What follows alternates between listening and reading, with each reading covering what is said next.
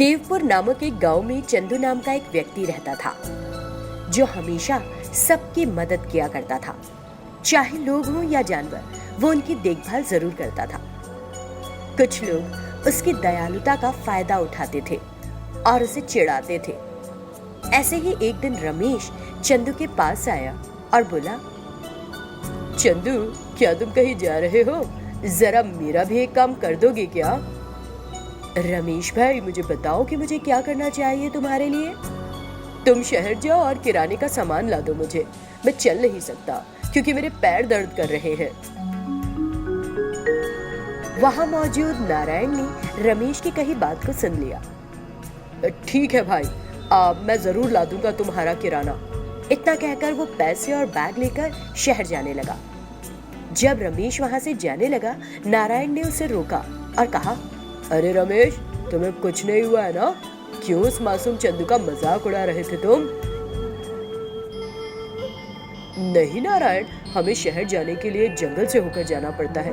मुझे जंगली जानवरों और सांपों से बहुत डर लगता है, इसीलिए मैंने चंदू को भेज दिया, और कोई बात नहीं। जब चंदू किराने का सामान खरीद कर जंगल के रास्ते से होकर आ रहा था तो एक बड़ा पेड़ टूटकर एक बाम्बी पर गिर गया, जिसे देखकर चंदू चिंतित हो गया और उस बाम्बी के पास गया।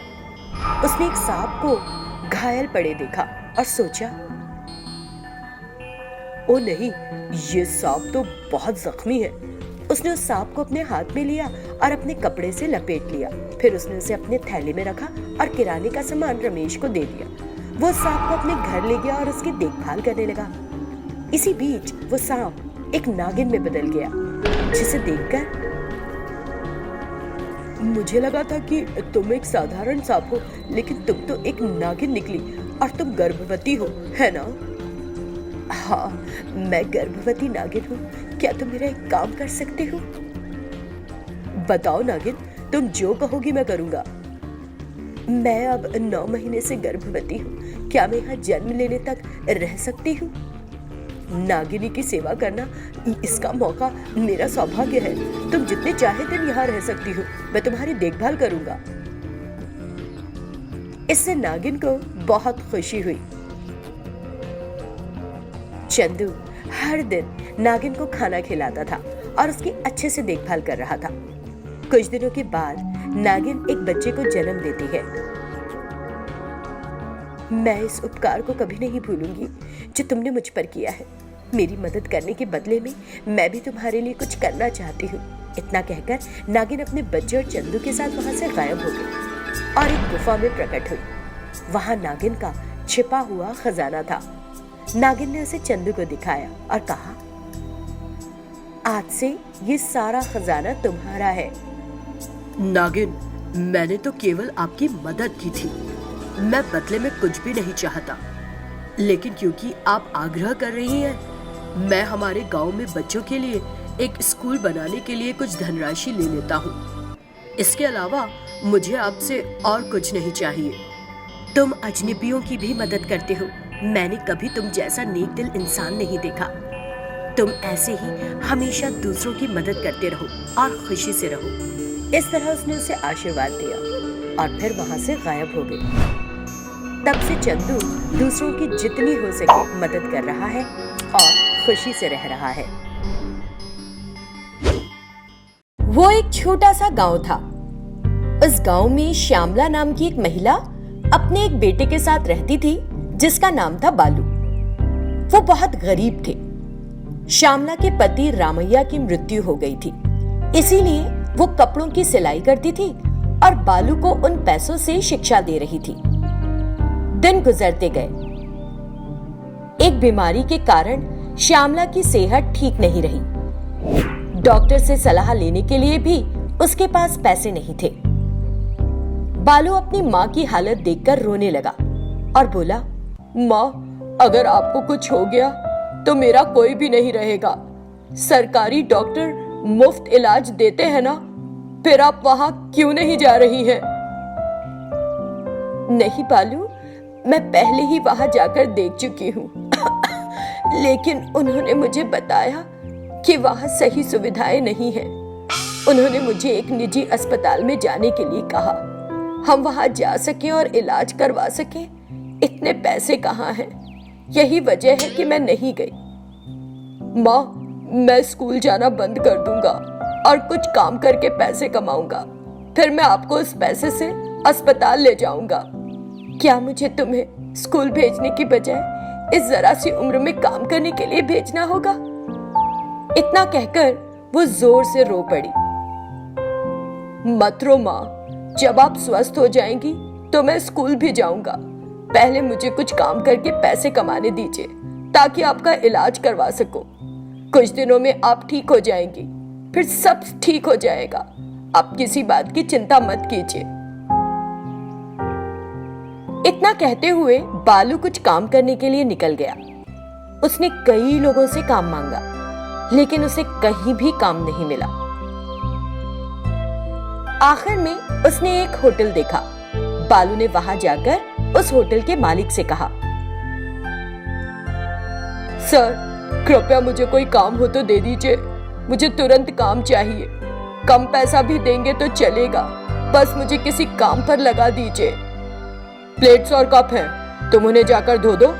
मैं तुम्हें 100 रुपए दूंगा। ठीक है सर, मैं जरूर कर लूंगा। इतना कहते हुए उसने प्लेट्स और गिलास साफ किए। फिर वापस मालिक के पास आया। सर, मैंने उन प्लेट्स और ग्लासेस को साफ कर लिया। क्या अब आप मुझे पैसे दे सकते हैं?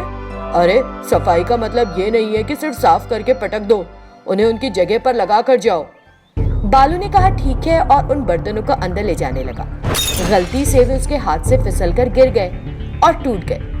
ये देखकर मालिक ने कहा, अरे, तुमने ऐसे क्यों किया? तुमने कांच के कप और ग्लास नीचे गिराकर तोड़ दिए। मेरा कितना नुकसान हो गया पता है तुम्हें? सर, वो गलती से मेरे हाथ से फिसल गए। मैंने साफ कर देता हूँ सर।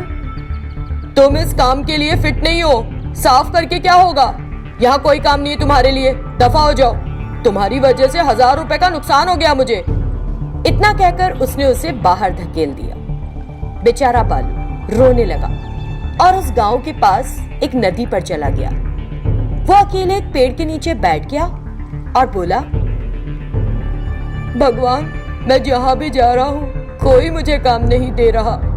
अगर मैं पैसे नहीं कमा सका तो मेरी माँ भी जीवित नहीं रहेगी। उसकी तबीयत दिन पर दिन खराब होती जा रही है। मुझे कोई रास्ता दिखाइए भगवान।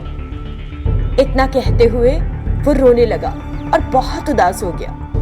तभी उस नदी से एक आवाज आई, लड़के, तुम इतने चिंतित क्यों हो?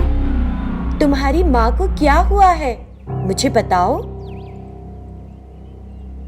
नदी से आवाज आते देख वो घबरा गया।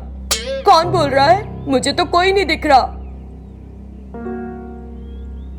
लड़की, ये मैं नदी बोल रही हूँ। मैं जादुई शक्तियों वाली नदी हूँ। बालू ने नदी को प्रणाम किया और कहा, हमारा परिवार बहुत गरीब है। जब मैं बहुत छोटा था मेरे पिता की मृत्यु हो गई।